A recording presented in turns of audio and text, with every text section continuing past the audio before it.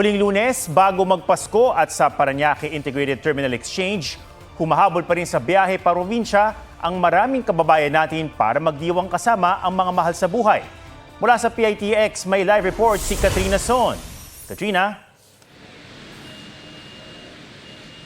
Atom, tuloy-tuloy pa rin ngayong gabi ang pagdating ng mga pasaherong magsisiuwian sa kani-kanilang mga probinsya dito sa PITX. Kahit gumabi na, mahaba pa rin ang pila ng mga pasahero sa PITX. Sa security check man o sa bilihan ng tiket, maano-manong iniinspeksyon ang mga bagahe ng mga pasahero. Pero mabilis naman ang usad.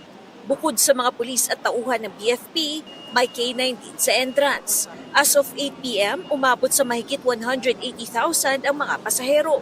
Wala pa namang fully booked na biyahe. Mahigit 33% ang mga booking pa Visayas at Mindanao. Sa mga biyaheng Bicol naman, lagpas 72% na. Si Razel Almelia, uuwi sa Legazpi kasama ang pamilya. Para po makaspend ng Christmas sa family. Kasi once a year lang naman eh. So for 1 year nandito kami. So at least this December makauwi sa pamilya. Sa kabila ng siksikan at pila, ramdam dito sa PITX ang saya at pag-asa na makakauwi ngayong Pasko.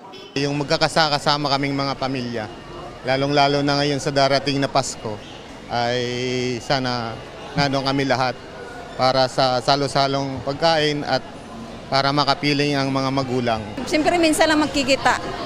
Minsan lang magkita taunan. Bittersweet naman ang Paskong ito para sa 19-year-old na si Carl Celon. May kirot dahil namatay ang kanyang ina ngayong taon. Pero may saya dahil muli raw silang magkikita ng ama matapos ang halos 16 na taon. First time ko po makakabanding yung papa ko po ng Pasko po. Since bata po kasi ako, ngayon ko lang siya nakasama po ulit.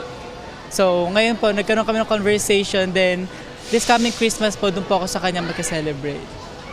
Bago umuwi, pwede ring samantalahing mag-last minute pagbili sa mga tindahan dito sa PITX mula sa mga damit, pagkain hanggang pasalubong.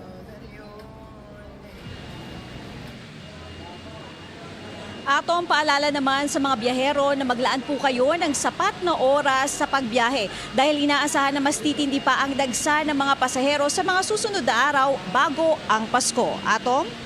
Maraming salamat, Katrina Son.